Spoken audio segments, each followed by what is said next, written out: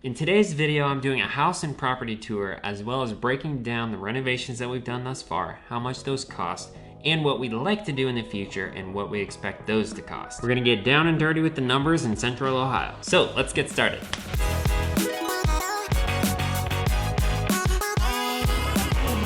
This is Jack's favorite place, honestly. Anywhere he gets to be petted by us or play fetch with us, he just loves that. We've got our beautiful raised beds over here.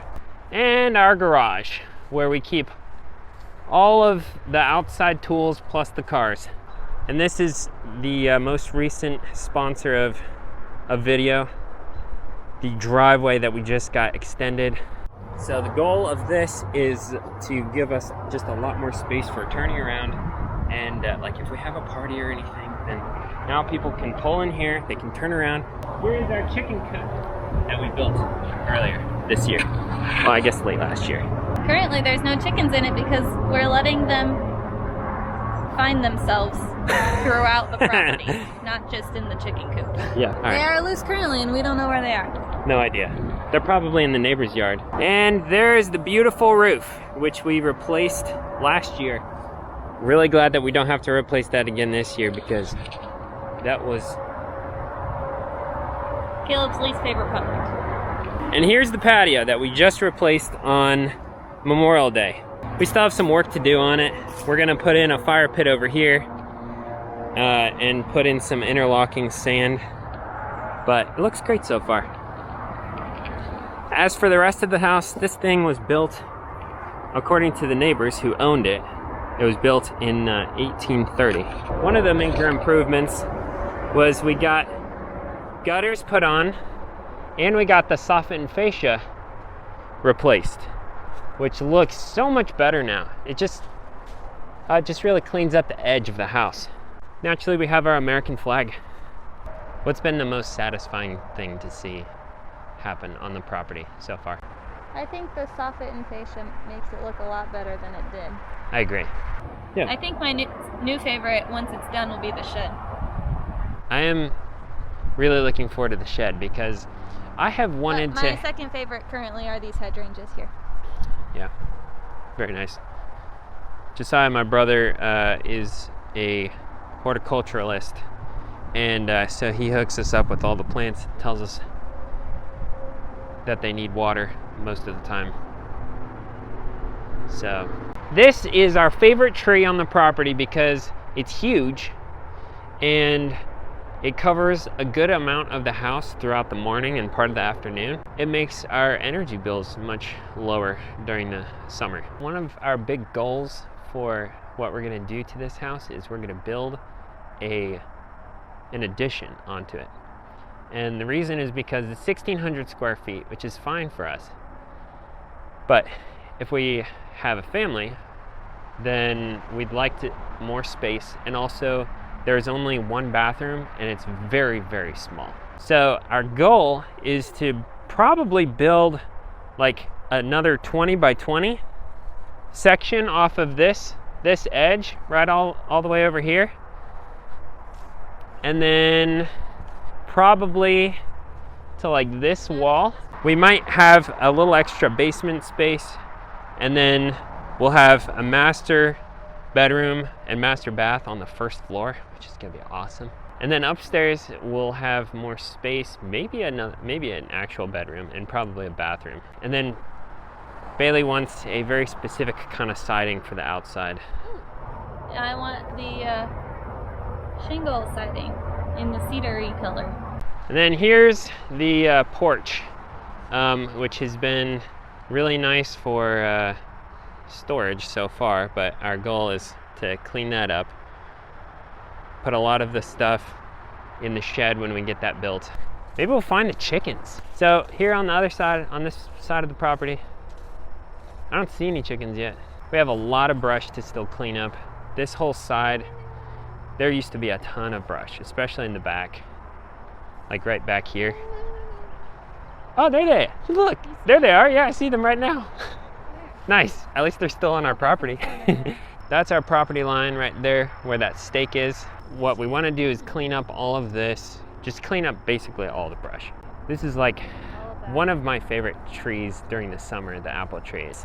It's nice because it just kind of sits out there in the middle of the, I don't know where I'm going with this. Okay.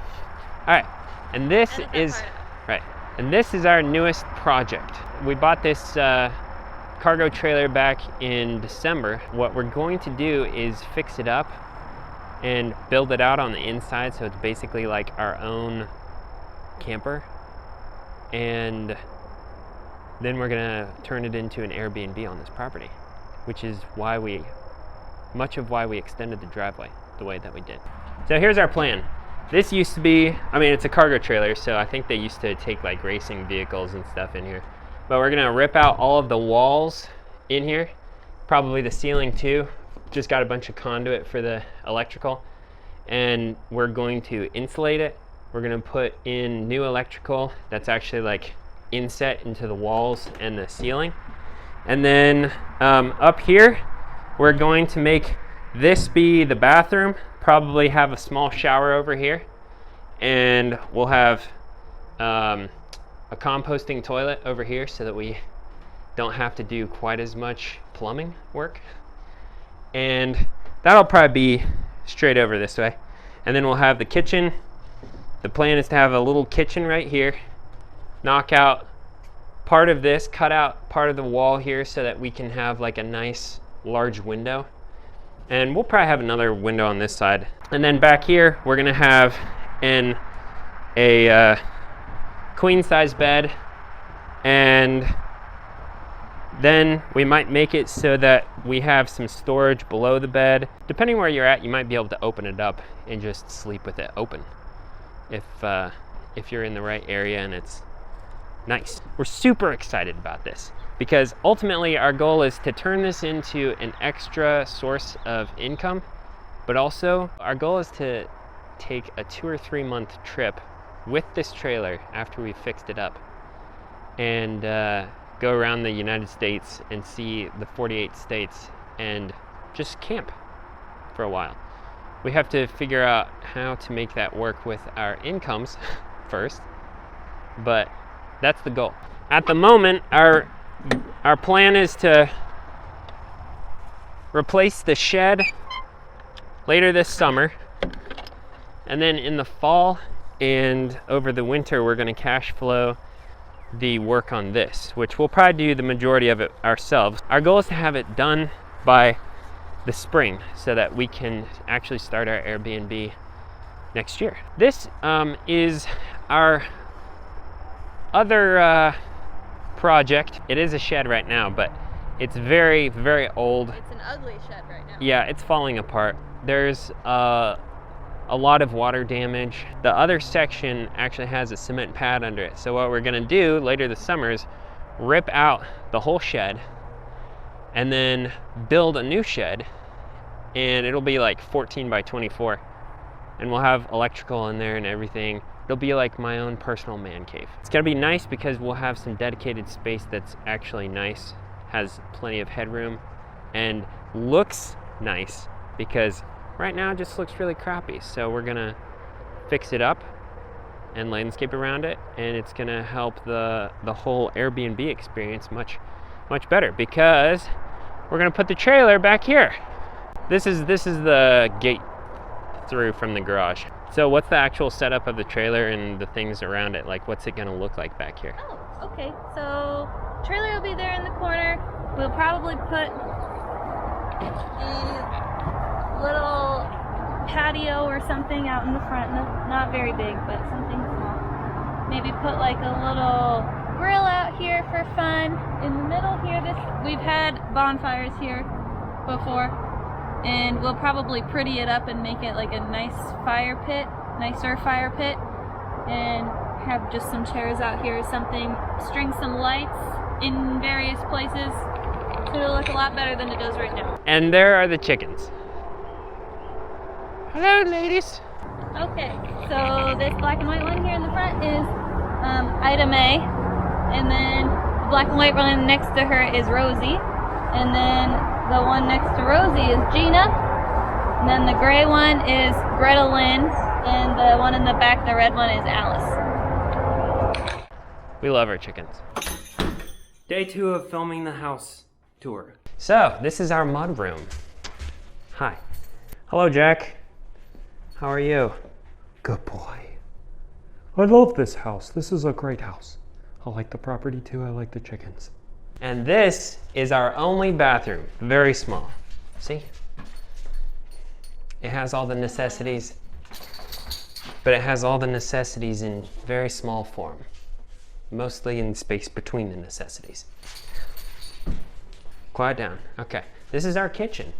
More recently, we got some extra cabinets, island, and we put those cabinets up over there. Through there, we have a porch, kind of screened in porch. This is our dining room, and also it doubles as a filming location. And then this is what used to be the pantry. This is also Bailey's office.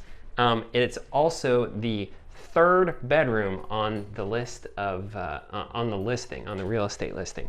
And it's literally like, you could maybe fit a small child in here. I had mentioned the addition that we'd like to put in. This is the stairwell right here, but what we want to do is knock out this wall and then have this be the entrance to our master suite. And then upstairs we'll knock out a wall as well, but first we'll show you the living room, where Jack spends most of his time playing fetch with himself with a tennis ball and subsequently losing it under the couches. We're planning on building a set of built-ins over there. And it's gonna be great because this wall is huge. And we need something to make it seem less spacious. Our plan is to knock this wall out in addition to the other wall downstairs and expand the upstairs over. We'll probably put a bathroom up here, which is gonna be awesome. And probably some more storage, maybe another bedroom. So this is upstairs. This is my usually horribly messy office. But cleaning. That's where he films all the time. And this is where I film. This is the tiny desk. My very small setup, but it works well. And Babe's not a big fan of everything set up through here, but she supports me. And then this is our bedroom, which is much larger than it used to be. At the apartment. So last year we put in insulation in the walls. We had foam insulation inserted, which helped a lot, but we still need a portable air conditioner upstairs because we have 2 vents throughout the whole upstairs, and it doesn't suffice for all the air conditioning that it needs. So that helps out quite a bit. And then we also put insulation in the attic and the knee wall areas in the fall. And that is our house. Basically, the changes that we want to make to the house include the extension, the built-ins. We'd like to replace the kitchen. And flooring. This flooring isn't that bad, but the rest of the flooring scrapes like you wouldn't even believe. And having a dog running through the house, doing doggy things, makes it look awful. Look at this nut job. What nut job? Now I'm gonna break down what we've put into the house in terms of the projects that we've done so far and what we expect the next projects to cost. All right, we've been through the whole house.